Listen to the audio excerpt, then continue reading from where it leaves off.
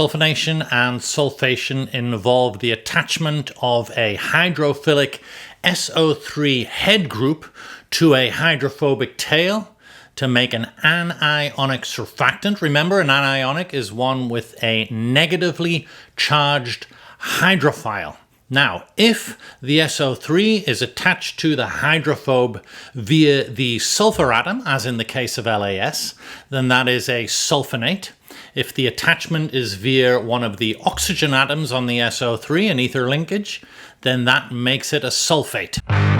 There's a number of ways to add SO3 onto a hydrophobe. You can react with sulfuric acid, with oleum, or chlorosulfonic acid, but the most common and efficient way to do this is in a so-called falling film reactor, where sulfur trioxide gas, usually around a few percent in air, is reacted in a falling film with the hydrophobe. Here's an illustration of one such commercial reactor from Balestra. Full disclosure, they are a client of mine. The reactor is essentially a bundle of vertical tubes, 6 meters in length, 1 inch or 25 millimeters in internal diameter. And down the inside of that tube, the liquid reactant like LAB or a fatty alcohol or an alcohol ethoxylate, maybe an alpha olefin, is falling down under the force of gravity inside of that internal cavity. The SO3 gas mixture is put and reaction takes place in the thin film on the internal wall of the tube, the reaction mixture coming out of the bottom. Very simple.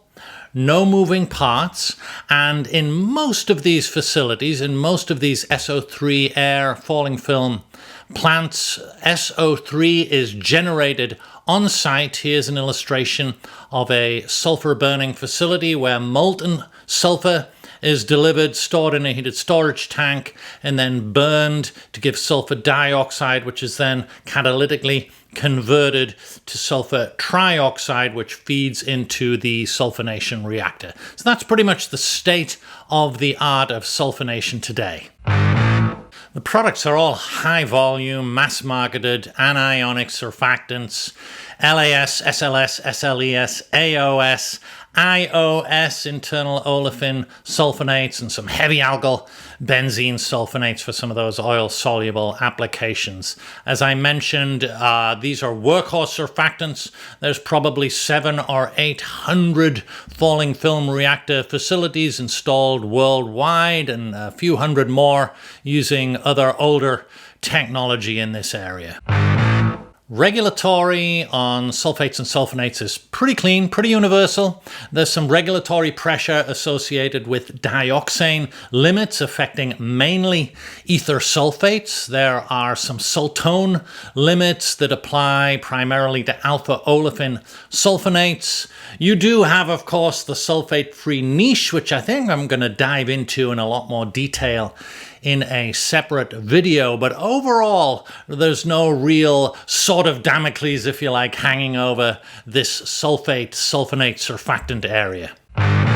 And finally, why am I talking about this? Sulfates and sulfonates are anionic surfactants. Anionics themselves are over half by weight of the global surfactant market. LAS, linear alkyl benzene sulfonic acid, and its derivatives are the single largest surfactant type manufactured and consumed worldwide. So these are pretty important to the entire industry. Every single cleaning product inevitably contains an anionic at its heart, and today those are still mostly sulfates and sulfonates. So it's important to understand this product group, this technology, and keep an eye on new installations. They're popping up worldwide, including in some of the mature markets that you may be quite familiar with. That is it for this week. I appreciate, as always, your time and attention.